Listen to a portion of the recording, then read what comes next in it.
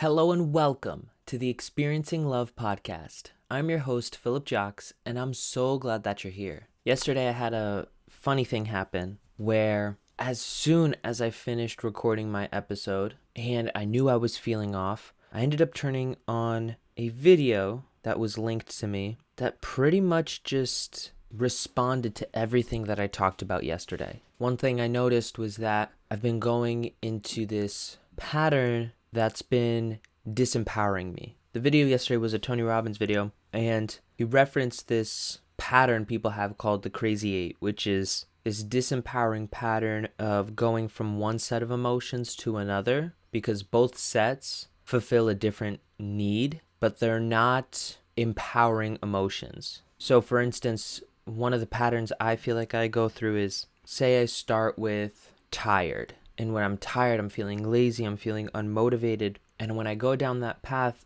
I end up going to the other side, which becomes depressed. And then from depressed, I feel shame and guilt, and I get upset with myself. And from that upset mindset, I find this burst to take action, but then that burst is not sustainable, so I get tired again. And then the tired turns into lazy and unmotivated, and it just loops around again and again. And I'm sure that there's more emotions that are a part of it. I just wrote down those emotions in simplest terms, just so I can visualize it, just so I can understand it. And I've been in that pattern for a while of going back and forth, just not empowering myself fully, because I have no doubt that all those emotions fulfill some sort of need, whether it's certainty, whether it's significance, whether it's connection, whether it's uncertainty. All of them serve it in a different way at a different time. And this pattern is something that I display often, and many people display often, because it meets so many of my needs. You know, it meets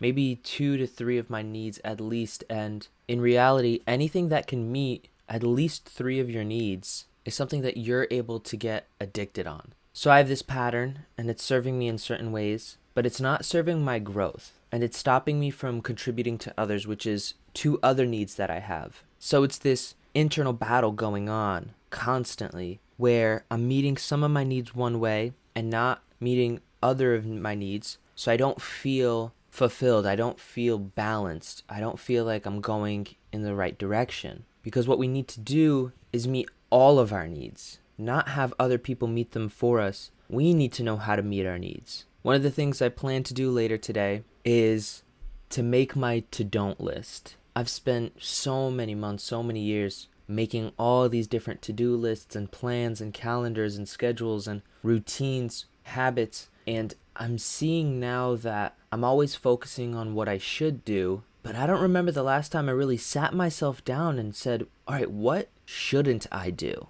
Like, of course, I've always had the vague idea. I've always been able to say, okay, I should probably stop doing that. That's not the best habit. But the thing about habits and routines is they're in our lives now because they meet a set of our needs. If something doesn't meet one of your needs, it wouldn't be in your life, I promise. There's a world of possibilities out there. Think about all the stuff you aren't doing, whether it's certain jobs, meeting certain people, trying certain things. And the reason simply is you don't see how those things can meet your needs compared to what you're already doing. So it's not enough to just focus on, okay, I should probably stop doing that because at the end of the day, it's going to hurt me, right? I want to focus on what I can replace those things with. I want to bridge the gap between the logical and the emotional, because there's so many times where I could logically say I should go to sleep on time so that I could wake up with more energy. But until I connect it to my needs, there's a reason that I'm still staying up at night. There's a reason that I don't go to sleep at the time that I set at the beginning of my day. And those reasons are less logical and more emotional. So I need to bridge the gap, see what emotions are being triggered, what needs are being met, and meet those needs in other ways so that I can say, all right, yes, like, let's go to bed. All right, yes, let me read right now. Okay, yes, let me do whatever else I want to do. And back on the topic of the Crazy Eight, the way to get out of the Crazy Eight is you have to practice a new emotion. You have to have a new emotional home. And at first, I came up with a list of different emotions instantly off the top of my mind. And I was like, which one do I pick? And it just became obvious. The focus on this year, especially, is love. And I'm not talking about logical love where I can think about something I love. I need to return to that deep and profound level of love. The one where I actually feel it in my body, in my soul, in my spirit, in my mind, everywhere. And not only do I want to focus on love, I want to focus on masculine love. The type of love that is instinctual and inherent in who I am. It's the type of love that's natural to me, not what society deems love to be, but what feels like love to me. We all have a different way of knowing what love is. We all have a way of feeling love. I have an opportunity to feel love now. Love is the oxygen of life. I wrote down a quote from the video. It's hard to love yourself if you're not being yourself. And that's so true, because there's been so many times that I've been fighting myself, fighting my instincts, fighting who I am to be something I'm not. And of course, I feel in conflict with that because I can't love myself if I'm not being myself. I feel called to be myself. Everybody is called to be themselves. And I've found that my greatest rewards in life, the moments I'm proudest of, that I'm most excited about, most appreciative about, most grateful for, are moments in which I'm being myself, regardless of if someone's going to accept me or not. When I'm experiencing love, I'm at my best. Love gets me out of my crazy eight. And I plan to continue exploring the energy around love and masculinity. I've noticed that I'm using this platform and this podcast as more of a personal journal of just what's going on in my mind at that time. And I think I want to narrow in on that. I want to focus on that. Focus on this masculine energy. Because that masculine energy is something I was missing for most of my life. And now I have it. Now I found it.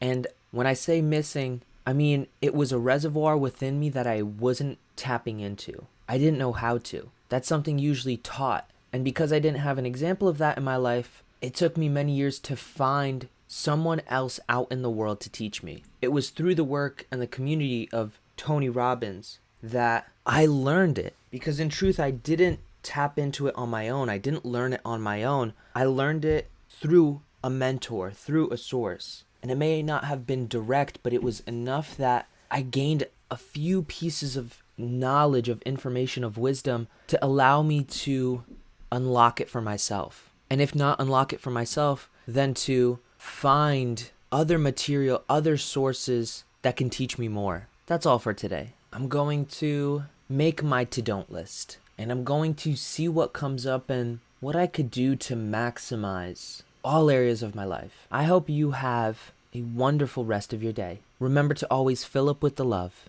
And I look forward to seeing you in the next one. I love you.